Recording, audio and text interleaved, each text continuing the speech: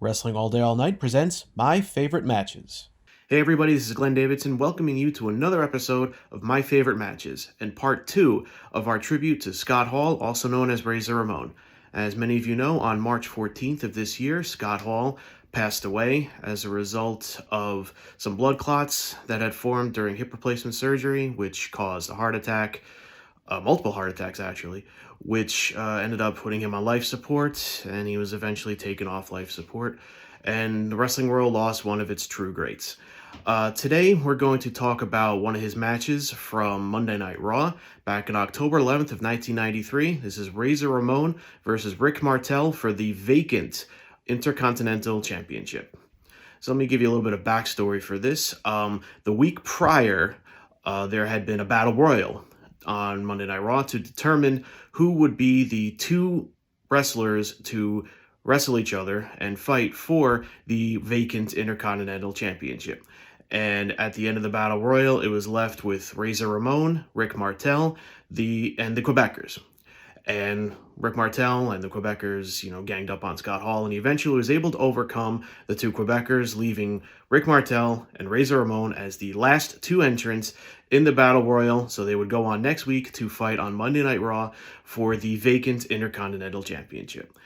And even from the announcement of the match being for the Intercontinental title, the crowd is very pumped for this match because they know it's going to be a banger. They know that Razor Ramon and even Rick Martel are two very good competitors.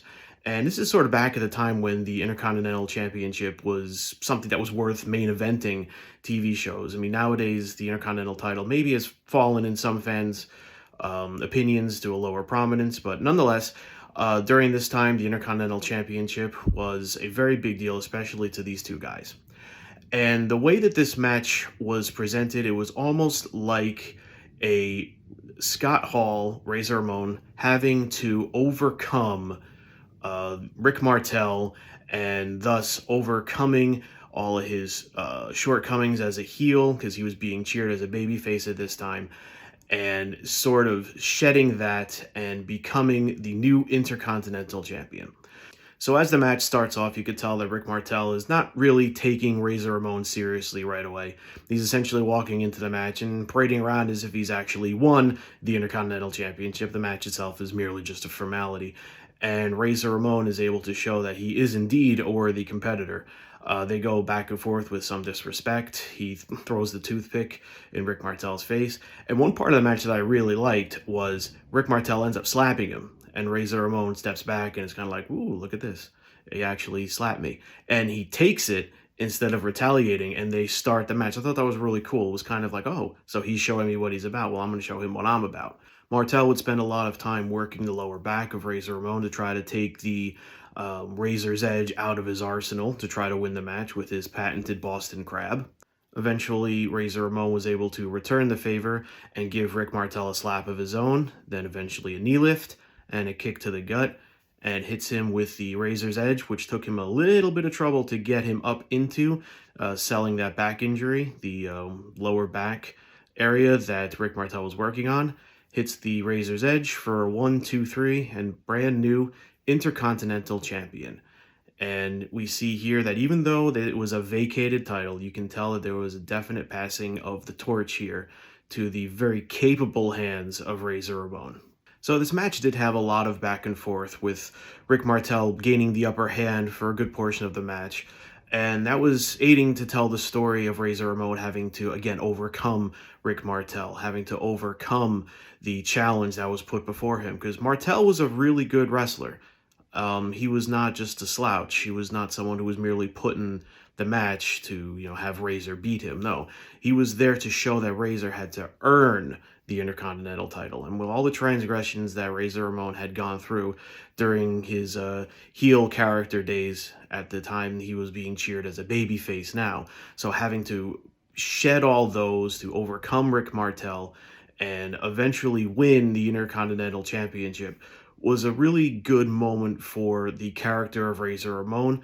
He was turning over a new leaf, but he was still at the same time being the bad guy, because that's something that a bad guy would do. He would overcome whatever is put in front of him. So something I neglected to mention in the last video, this theme of overcoming things, just like Scott Hall, Razor Ramon had to overcome Rick Martel in this match. Scott Hall had a bunch of demons that that had affected him very much during the course of his life, his issues with alcohol, etc., etc. And they're well documented. People know about it. The important thing to note is that Scott Hall overcame them. They didn't consume him. There were times where it looked like they were, but he was able to overcome them. He was able to put them behind him, and he was able to live on. And that was very, very important for him and for his loved ones, that he was able to get past it and almost redeem himself in the eyes of people who might have criticized or thought less of him as a result of what happened. Demons like that are not something that, you all the time have to be looked at as a bad person. I mean, people have demons, but it's bad if you don't overcome them. And the important thing is that Scott Hall overcame all of those demons. And something else I didn't mention on the video, talking about how Scott Hall had impacted my life, a little anecdote here. When I was taking my freshman Spanish course in high school, we had a teacher who let us sort of pick a Spanish name, Hispanic name that we could just identify ourselves with in the class, just to help us learn the language. And from the list of names, Ramon stuck right out. So I was like, okay, I want to be called Ramon. And I thought about that because of Razor Ramon. I didn't even realize that Scott Hall wasn't even Hispanic. He wasn't even Spanish. But still, just to show how much of an impact that man had on me, I wanted to emulate as much of his characteristics as I could. So that's just a fun little story. And as a reminder, this has been part 2 of a 3-episode series of my favorite matches dedicated to the life of Scott Hall, also known as Razor Ramon. So make sure you stay tuned, and we'll see you next time. Let me know what you think about this video in the comment section. Don't forget to follow us on all forms of social media, as well as joining the Facebook group. If there is a match you'd like to see featured on this program, drop me a line. We'll see you next time.